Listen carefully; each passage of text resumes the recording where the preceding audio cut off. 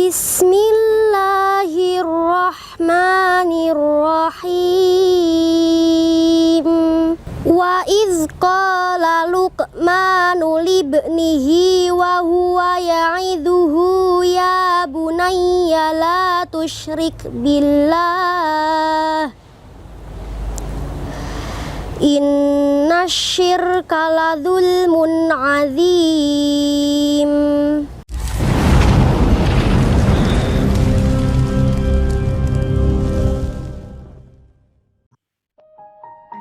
Assalamualaikum warahmatullahi wabarakatuh. Ayah bunda sekalian yang saya cintai karena Allah, kembali kita melanjutkan tentang pembahasan kitab Tarbiyatul Aulad fil Islam atau pendidikan anak dalam Islam. Sedikit mengulang tentang apa yang kita bahas beberapa waktu yang lalu tentang tanggung jawab pendidikan iman. Ini adalah tanggung jawab bersama kita sebagai orang tua, juga pendidik, guru, untuk mengajarkan kepada siswanya. Ada beberapa hal yang mesti kita sampaikan kepada anak-anak kita. Ini penting untuk ayah bunda ketahui, kemudian belajar untuk kemudian menyampaikan kepada anak-anak kita. Apa itu? Yang pertama, memahamkan dasar-dasar keimanan dengan cara membuka kehidupan anak dengan kalimat La ilaha illallah. Kalimat inilah yang kemudian disunahkan berkumandang di telinga kanan anak kita, mengumandangkan iqomah di telinga kiri anak kita ketika lahir. Untuk apa? Agar anak-anak kita tertanamkan dalam hatinya, dalam jiwanya, kepribadiannya akan mentauhidkan Allah, mengesahkan Allah, memberikan pengertian, memahamkan, meyakinkan bahwa Allah adalah satu-satunya zat yang boleh disembah. Kenapa? Karena dialah satu-satunya yang mampu membantu kita, menolong kita, menyelesaikan semua masalah kita, membahagiakan hidup kita di dunia wal akhirah. Kemudian yang kedua, mengajarkan masalah halal dan haram kepada anak-anak kita. Penting sekali ayah bunda sekalian, mana yang halal, mana yang haram, sampaikan kepada anak kita. Bahasakan dengan bahasa anak-anak kita. Halal itu adalah kebaikan, keridhaan Allah, pertolongan Allah. Makanan halal yang kita makan akan menjadikan tubuh kita sehat, tubuh kita kuat, akal kita cerdas. Haram kita bahasakan dengan sesuatu yang akan menjadi madorot, bahaya bagi tubuh kita, akan menjadikan kita sakit, akan menjadikan pikiran kita tidak pintar, tidak cerdas, hati kita bebal, sulit untuk menerima nasihat-nasihat, dan seterusnya. Kemudian yang ketiga, memerintahkan untuk beribadah saat umur mulai 7 tahun atau sedini mungkin. Kita kenalkan dengan ibadah-ibadah yang sederhana, yang mudah, kita bahasakan dengan cara yang mudah pula. Kita motivasi mereka untuk menyukai, mencintai ibadah-ibadah itu. Ayo sholat anakku, agar Allah berikan semua yang kamu inginkan, agar Allah berikan semua harapan dan cita-cita kalian, karena hanya Allah yang bisa menolong kita. Ayo puasa anakku, agar kita menjadi sehat, lebih dekat sama Allah, lebih mudah untuk menggapai cita-cita kita, dan seterusnya. Di setiap kita memerintahkan beribadah kepada anak-anak kita, selalu ada motivasi di dalamnya yang terus kita pahamkan, kita yakinkan dalam diri anak-anak kita. Kemudian yang terakhir, yang keempat, mengingatkan kembali untuk mendidik anak-anak kita mencintai Rasulullah, mencintai para nabi, keluarganya, dan orang-orang yang mencintai Rasulullah. Juga bagaimana anak-anak kita kemudian mencintai Al-Quran, senang membaca Al-Quran, tadarus setiap hari. Itu yang mesti kita tanamkan sebagai dasar-dasar nilai-nilai keimanan. Baik Ibu sekalian yang berbahagia rahimakumullah, di kesempatan ini saya lanjutkan masih mengenai bagaimana menanamkan keimanan kepada anak-anak kita. Batasan-batasan tanggung jawab apakah yang kemudian mesti ayah bunda pahami dan berikan kepada anak-anak kita. Yang pertama adalah membina mereka untuk selalu beriman kepada Allah. Ketika mereka tamyiz, mereka mulai memahami yang baik dan yang buruk, yang benar dan yang salah, maka pada saat itulah kita mulai menanamkan kepada mereka nilai-nilai kebaikan, nilai-nilai kebenaran, nilai-nilai keimanan. Kita terus ajarkan kepada mereka sejak anak sedini mungkin. Jangan pernah ayah bunda berpikir bahwa anak tidak tahu apa yang kita sampaikan. Walaupun mereka dengan sedang bermain, dengan semua aktivitasnya, tapi mereka mendengar. Insya Allah suatu saat mereka akan tahu. Itu yang membuat kita, ayah bunda sekalian, gak boleh capek, gak boleh putus asa. Terus berusaha memahamkan, dan memahamkan. Bukan sekedar menyuruh berulang-ulang, apalagi membentak dengan bahasa yang keras, apalagi menjewer, menyakiti. Bukan hal-hal yang baik untuk menanamkan kebaikan. Maka cara itu harus kita hindarkan.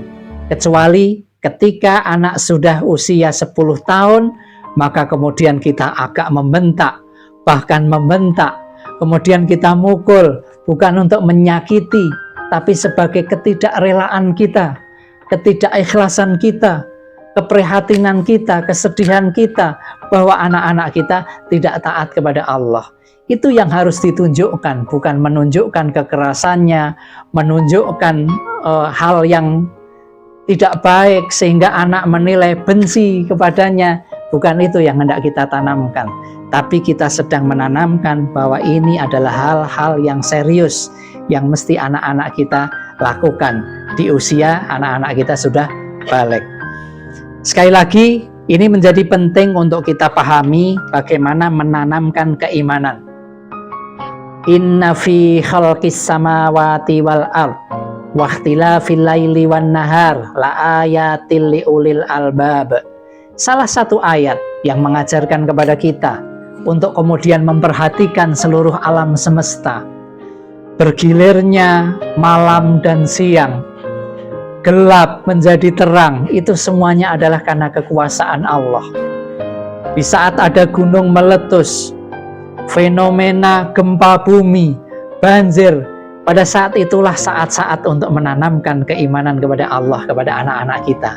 Pahamkan semuanya itu adalah karena kekuasaan Allah dan hanya bisa berlindung kepada Allah. Kemudian yang kedua, tanamkan ruh kehusyukan, ketakwaan ketika beribadah kepada Allah. Kehusyukan ketika beribadah, ketika sholat, ketika puasa, ketika membaca Al-Quran dengan kehusyukan. Bagaimana kita menanamkan kekhusyukan itu? Pahamkan ayah bunda kepada anak-anak kita. Ayo anakku, sholat, biar kalian disayang sama Allah, biar kalian dicintai sama Allah. Karena di setiap doa-doa kalian itu didengarkan oleh Allah. Apalagi ketika sholat, apalagi ketika sujud, semuanya akan dikabulkan oleh Allah Subhanahu wa Ta'ala. Dan apa yang kita minta ketika kita sholat, itu adalah seluruh hajat hidup kita. Kita minta sehat, kita minta sejahtera, kita minta bahagia, semuanya ada di dalam sholat kita.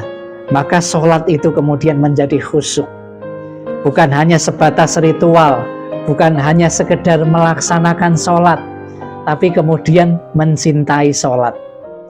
Begitu mendengar azan, merasakan panggilan Allah, ayo ke masjid, ayo sholat, ayo ke masjid, ayo sholat, ditunggu sama Allah doa-doanya. Nah, ini adalah cara-cara yang kemudian terus mesti kita lakukan. Jangan bosan, jangan pernah lelah. Begitu juga ketika puasa. Puasa, anak-anak kita harus menahan lapar, haus.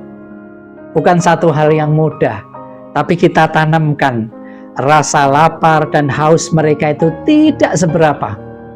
Tidak seberapa dibanding balasan jaza yang akan Allah berikan ketika kita puasa.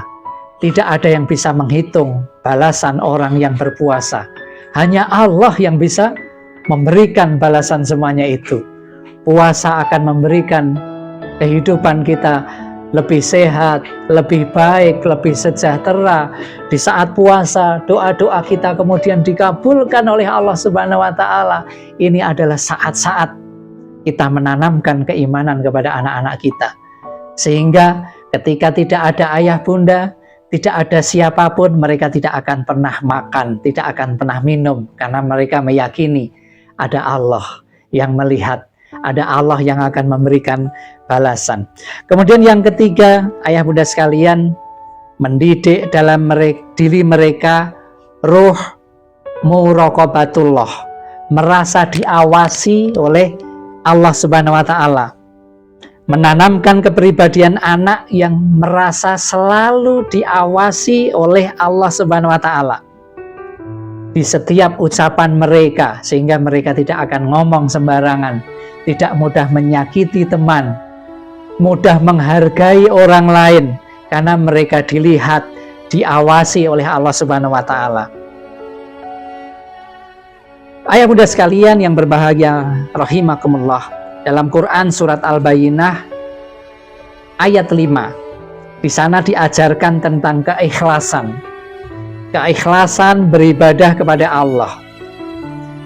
Artinya, padahal mereka tidak disuruh kecuali supaya menyembah Allah dengan memurnikan ketaatan kepadanya dalam menjalankan agama yang lurus, dan supaya mereka mendirikan sholat dan menunaikan zakat, dan yang demikian itulah agama yang lurus.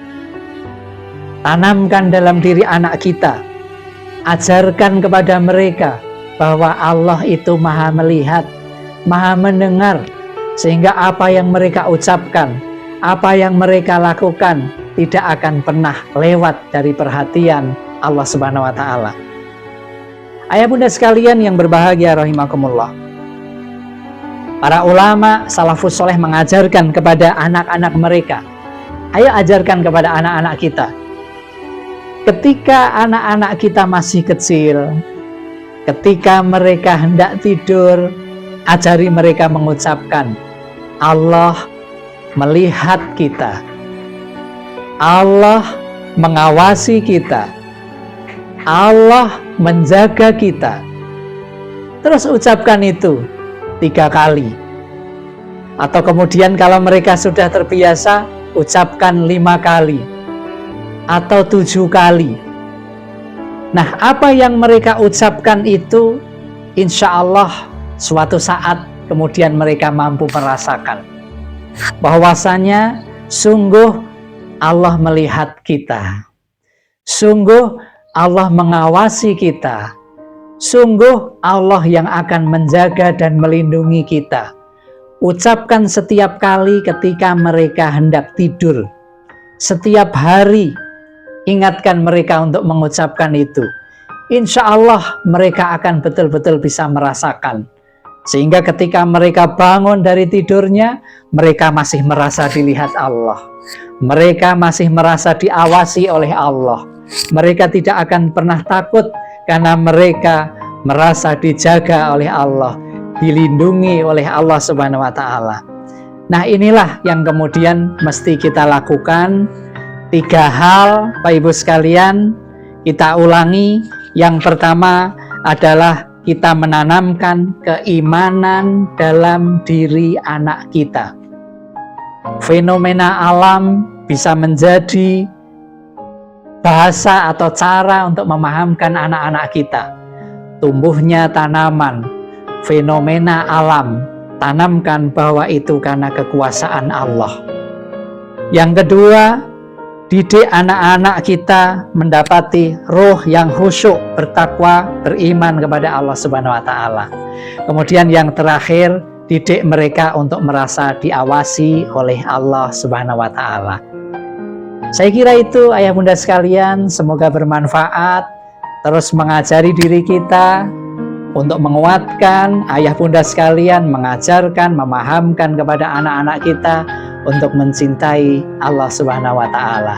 Insya Allah anak-anak kita akan tumbuh besar menjadi anak-anak yang salih dan salihah. Amin ya rabbal alamin.